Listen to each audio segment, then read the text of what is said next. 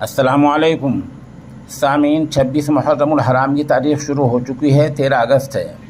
خبر کا عنوان ہے میوات کے کچھ لوگوں نے ہریانہ کے نائب وزیر اعلیٰ سے ملاقات کی ہے۔ یہ ملاقات 45 منٹ رہی ہے۔ ہریانہ کے نائب وزیر اعلیٰ دشیت چوٹالہ سے یہ ملاقات دہلی میں ہوئی ہے۔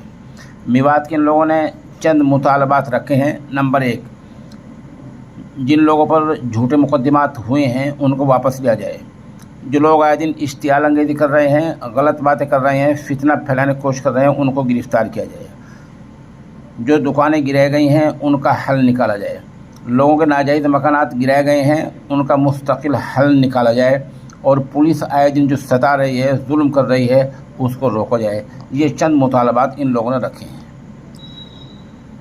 اس ملاقات میں مولانا محمد صابر قاسمی، محمد زبیر الوری، سابق ڈپٹی اسپیکر محمد آزاد، ڈاکٹر اشفاق عالم، مولانا یحییٰ کریمی جمعیت علماء، مولانا محمد حنیف، مولانا طلحہ، مفتی سلیم ساکرس، قاری نصر الدین، مولانا عابد ندوی، مولانا فاروق شاکر، مولانا سلیم، ماسٹر قاسم، مولانا ہارون، صدیق امیر صاحب، جاوید صالح ہیڈی، یوسف جلال پور، مولانا ارشد، مولانا عبداللہ وغیرہ شامل رہے ہیں۔ ظاہر سی بات ہے، جب کوئی کسی لیڈر سے ملاقات کرتا ہے تو لیڈر ہمیشہ اس کو خالی نہیں جانے دیتا، زبانی وعدے ضرور کرتا ہے۔